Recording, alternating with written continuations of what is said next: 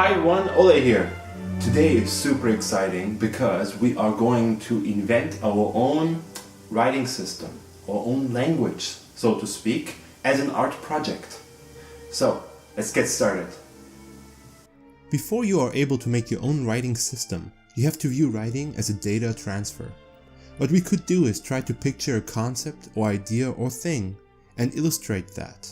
Let's take a few concepts and draw them. For example, a human, meat or to meat, and mountain. Let's try to form a sentence with what we have, that there is a gathering or that people meet at sunset on the mountain. What we have done here is we created pictograms and ideograms. The difference between those two is that a pictogram represents an object or thing that can be depicted as a picture, while an ideogram depicts an idea. There's some pictograms out there that might look familiar to you. There's actual solid evidence that the first writing systems and first writing in human history started as pictograms. Egyptian hieroglyphs and how they evolved, or even Chinese characters and how they evolved, are a perfect example for that.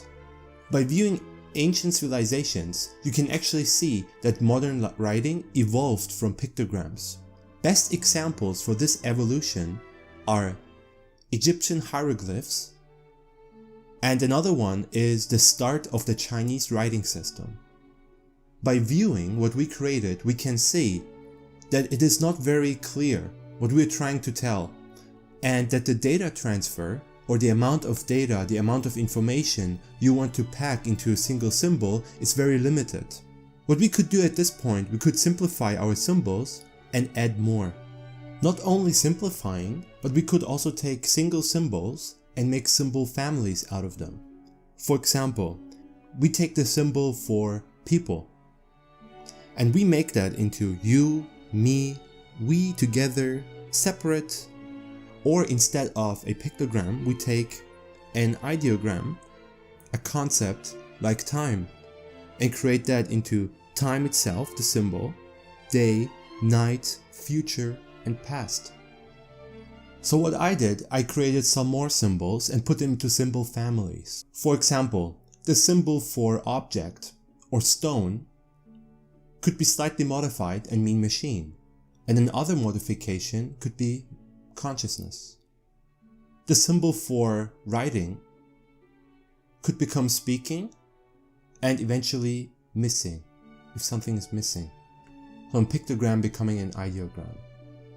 The symbol for wind could become carry, then moving, sound, water, and eventually that could become harmony. One main symbol is made into an entire symbol family. Okay, now let's go on and make even more. So I could not put this into a computer file, so I just wrote it by hand, but I just wanted to show you how many more I made. So just to show you a few, I made symbols for love, feel, happiness or joy, missing something or emptiness, beauty, fear, arrogance, honor, and between. What's also really important is to create ideograms that help you to form sentences. Things like with, no, yes, we, there, past, plural, is, of, something that's single, and also helping symbols like command. For example, you write a really important letter, and before the letter starts, it will start with a symbol of a command. Or for example, a sign, a symbol that indicates that there's a question. Just like we have a question sign at the end of our sentence, I make a question sign at the beginning of a sentence. Then obviously you also need verbs like make, speak, to write, hear, to lead, to send, to walk, and to see. Those are just a few examples of the ones I created. So I'm not going to show you this, but I created much more symbols, many more. So I ended up with having 111 symbols. But I want to explain you this. By having a set of standardized systems or characters that we can combine to create more meaning and transfer more data, we created what is called logograms. If you want some examples of logograms, you can see it in the Egyptian hieroglyphs, or even modern examples like Chinese. Those are all examples of logograms, of densely packed symbols with greater meaning. Okay, now let's put it to the test and see if we can actually write with those symbols. For example, we could combine some symbols to create new words. By combining 3 symbols, the symbol for speaking, the symbol for connecting, and the symbol for long distance, someone could read this and say, oh, that means phone. By the person's family of symbols, we can choose me and you, and in the middle, we can have the symbol for something missing. So this could mean I miss you. We could use the symbol for love, the symbol for is, the symbol for between, the symbol for bridge or to connect, the symbol for you, the symbol for and the symbol for everything. If I would read this without the translation, I would say love is the bridge between you and everything. So I just created a whole sentence just by using picto and ideograms. The symbol for I and the symbol for you together could mean hello. So by using a command symbol of asking a question and using the symbol of you and feeling, that could mean how are you? Combining machine and destruction means weapon. Or this one, catching fish from the river. So by creating more symbols and entire families of symbols that are connected and related, we were able to transfer even more data. You could pack in more information into a single symbol, and it's way more accurate than just drawing straight up pictograms. Now imagine you condense those even more and combine those into even more complicated symbols that have a more specific meaning. Eventually, you would end up with a modern writing system like Mandarin. So I had a lot of fun playing around with our new created writing system and actually writing entire texts and poems with what we just made. But honestly, to me, it just gets too complicated. And by using such a writing system, you could technically create an endless amount of different symbols with different meanings. So let's move on and create something simpler and easier to learn. So at this point, why not just create an alphabet? So an alphabetic writing system is essentially a writing system where each symbol represents a specific sound. Well, I don't want to just draw a different symbol for each letter of the English alphabet, but I want to actually take the most relevant sounds and make them into symbols. So what I did here is I took the most relevant sounds out of the alphabet. I even didn't include some, which I found unnecessary, and I created what I call main sounds or prime sounds. So as you can see, I carried over some symbols or some representation of symbols from the old system we did into my new alphabet. For me as an artist, it is important to retain some meaning of each symbol, so that even if a symbol stands alone, it has meaning. For example, the first letter in my alphabet is not just simply A, but it's also the first letter. But being the first letter is very important to me. This is why if that symbol stands alone, it could mean that there's something important, or a beginning, prime, creation. Or for example, the letter P, I carried that over from the old system and put it in my alphabet, and if that stands alone, it is still a command symbol. So if you write something and the symbol for P or the command is on top of what you have just written, that means that this letter is important or comes from a person of authority, or that it comes from some sort of authority like a king or the government or the police, something like that.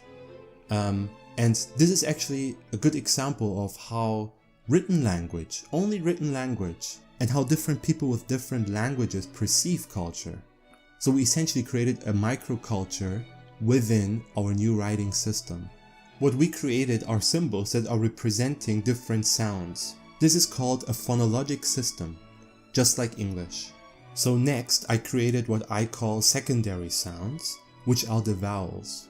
So what I created here are what I call secondary sounds. Those are the vowels, A, E, I, O, U, and I also added S, which is exchangeable between primary and secondary sounds. So the most basic movement in the universe is rotation. So what I want to do with our new alphabet is I want the primary sounds to be in the middle and the vowels to kind of rotate around those primary sounds. Just like electrons orbiting atoms, or planets orbiting a star, or stars orbiting the center of a galaxy. So what is left to do is to create some helping symbols that indicate how to pronounce a specific vowel or how to pronounce a specific word. So these two are my helping letters. The first one, the line that has a little wiggle in it, indicates that a vowel is being changed. So if you write A as a vowel, but if that wiggly symbol is in front of it, that means you have to pronounce it eh. If you write O and you have a wiggly symbol before that, that means you pronounce that O, And the other helping symbol is just a straight line. If you see that one before a letter, that means that that letter that comes after is elongated. So let's say yogurt, and then it just comes in front of the O. So you would pronounce yogurt, yogurt. So how I'm planning to write this is the main character in the middle with a maximum of 4 vowels, 2 on top and 2 at the bottom, and with a maximum of 2 helping characters. So every word is a collection of sounds, letters representing a word, and you can break them down into syllables. For example, the word tomorrow can be broken down into to, mo, ro. So here you can see how I use the primary sounds together with the vowels. So you have to, mo, and ro. So our writing system is not limited to English. For example, let's have a look at Japanese. So the word tabemono, meaning food, we can actually break down easily into tabemono. For example, the word arigato, meaning thank you in Japanese. You can easily break it down in our written language like this. Arigato. Arigato. So what I found out is that Japanese is actually easier to write than English. And that is because Japanese is actually a syllabic language. Actually, Japanese hiragana and Korean hangul are a perfect combination of an alphabet and a syllabic language, which is essentially very similar in what we created. So by using our alphabet and write, it would actually look something like this. If you remember that symbols alone can also mean something. So here I wrote something that comes from my heart. So this could be a poem, which actually means where you are is not who you are. And the symbol of the first letter in our alphabet is at the top, indicating that it is a poem. Alright, let's put this into the ultimate test. Okay guys, so I'm here with my brother, Tolga. And what we will do now is we will write each other a letter with our new invented language and then try to decipher it. So I wrote a little sheet right here, I hope you can see it, with the entire alphabet on it and all the symbols we need. And he will use that now. I didn't really teach him anything. I just showed him briefly what it looks like. And he will use that and try to write a sentence. So yeah, let's go. Let's go. Okay. I think you should start. Yeah. And then I write it after. Yeah. Okay. Maybe I shouldn't have a look. Can I see it? Or no. Yeah. I will. Don't cheat. Okay. Okay. I will look away. Okay. Let's have coffee.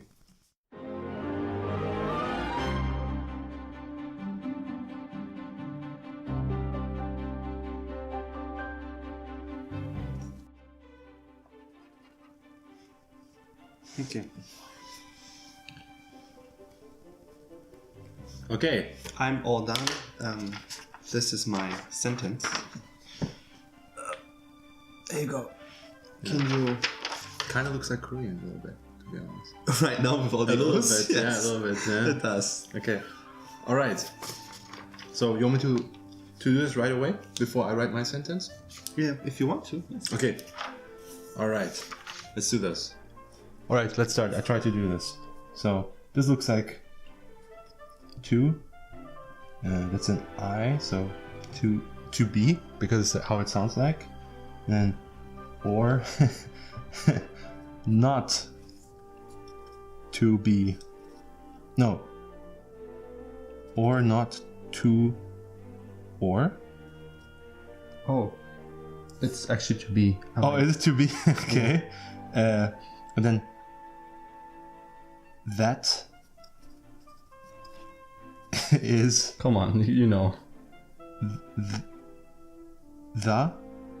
Oh, it's just a the. Oh, you just want to say probably the, right? Mm-hmm. That is the. And then Q, so KU, probably just Q. Question. To be or not to be? That is the question. Yes. Is that correct? Yes. Yeah, there you go. That was easy. Very easy. Easy. So, wow, I was just reading a new language. Wow, our new writing system. Great. I'm happy I could decipher that easily. I didn't expect that. Yeah. Yeah. Okay, now it's my turn.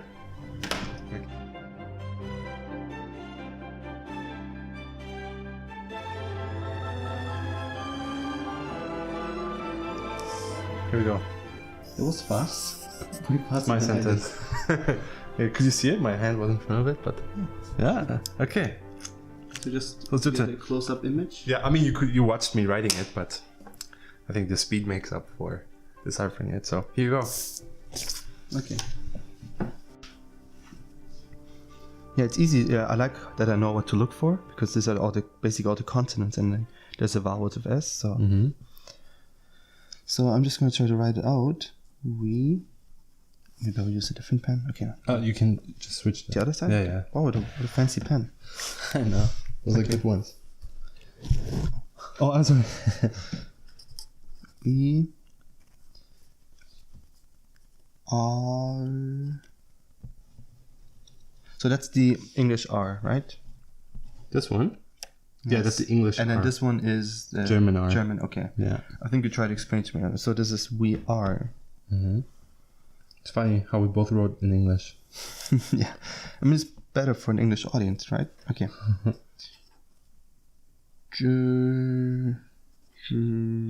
Run.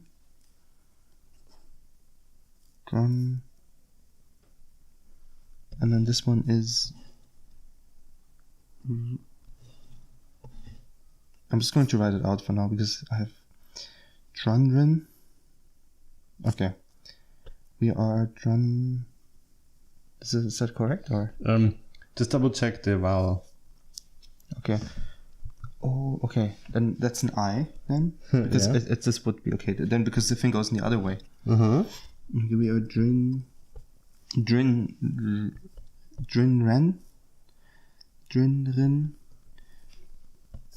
We're Drinren. This one is A, and then Sa. What's this? Oh, okay. This is K. And this is then drinking. Yeah. Okay. Oh, now I get it. Drinking. Yeah. Sake. Two. Oh yeah, I wrote two earlier. Two.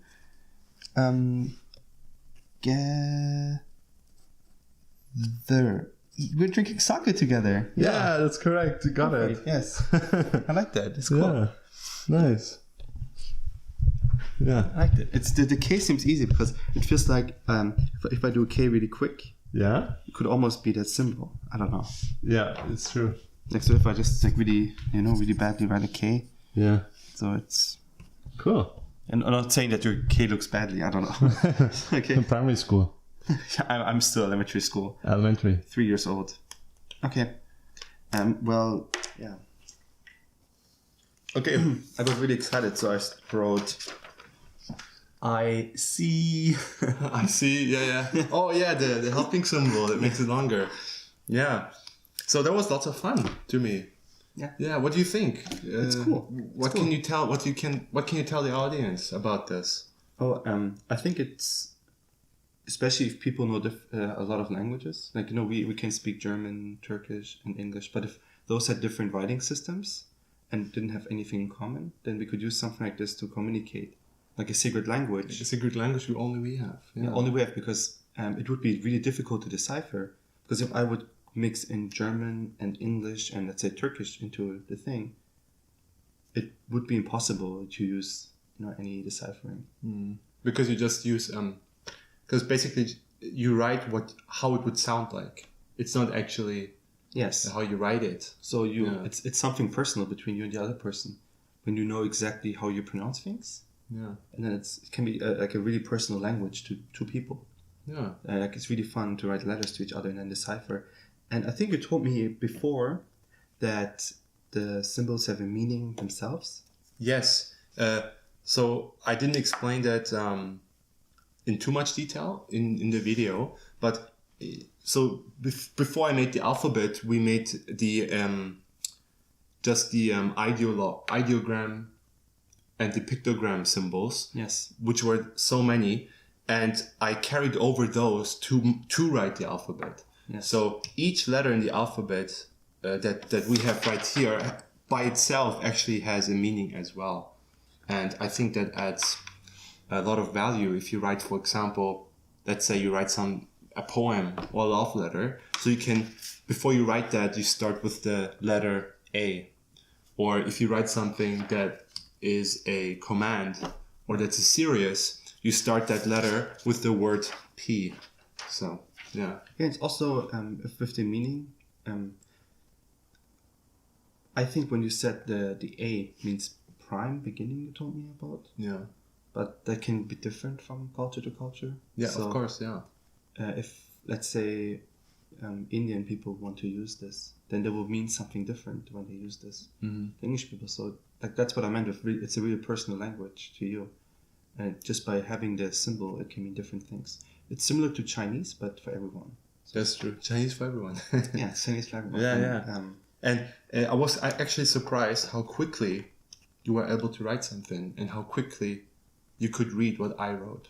Yes. I think it needs a lot more symbols because there's a lot more sounds. And we have there's this international standard for how you pronounce things.